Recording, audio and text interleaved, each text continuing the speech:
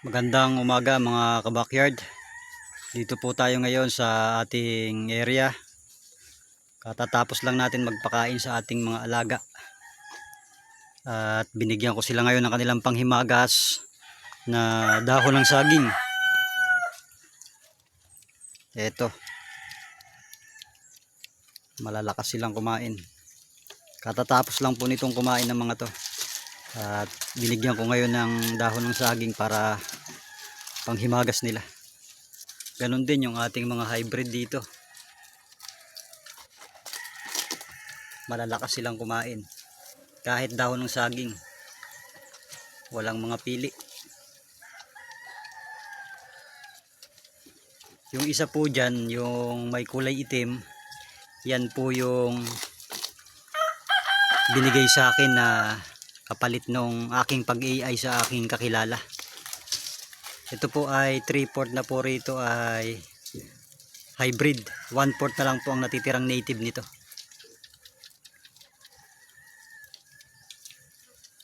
Kaya medyo maganda-ganda na rin siya.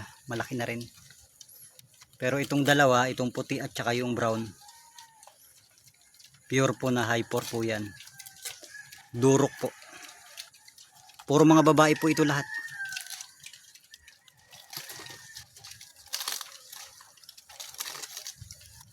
Ito namang mga native natin, puro mga kapon po ito. Ito yung for disposal natin, pang litsunin. Yan po. Palalaki-lakihin lang natin ng konti ito. At pag pwede na ay ibebenta natin pang litsunin.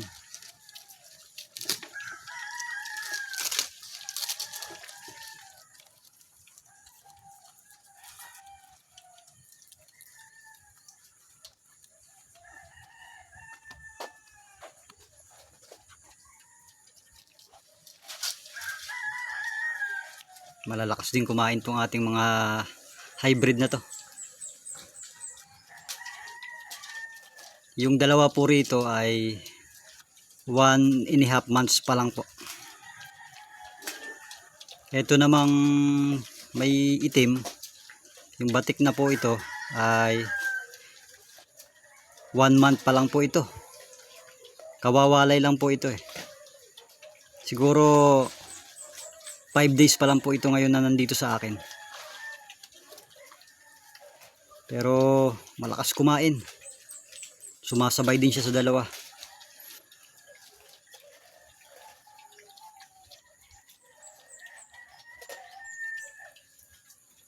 Pakita ko naman po sa inyo yung dito sa kabila.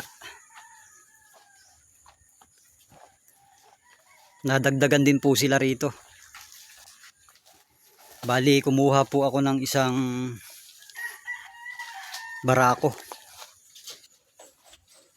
Kaya 6 na sila rito, 5 yung babae at isa yung lalaki na gagawin nating barako.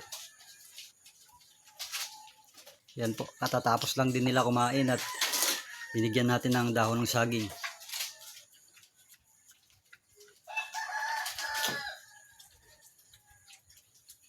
Busy sila.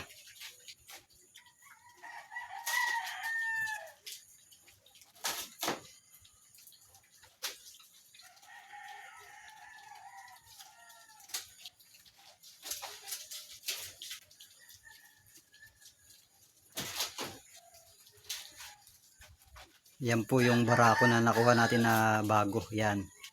Yung nasa harap na yan.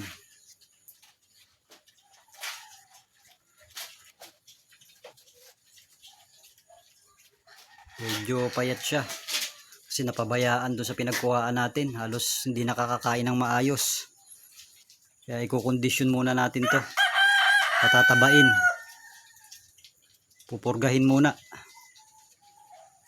2 araw pa lang po sa akin itong barako na yan.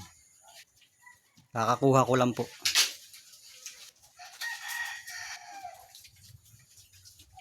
I-ready ko po ito para po sa mga future nating magiging inahin. Para hindi po tayo gumastos ng malaki sa pag-AI kasi masyadong marami po sila kung ating artificial insemination bawat isa. Kaya nag-acquire po ako ng magiging barako.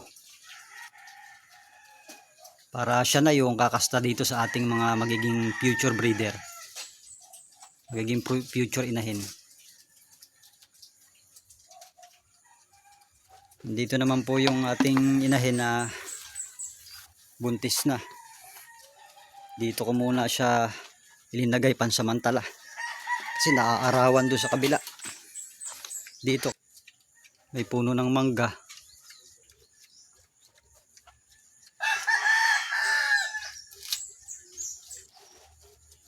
Yan siya. Nakatali lang po siya rito.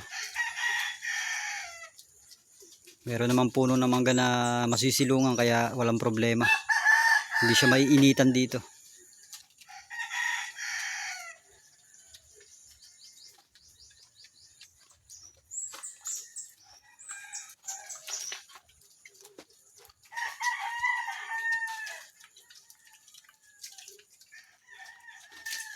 Ito yung barako. Payat pa. Pero i-condition natin yan mga kabakyard.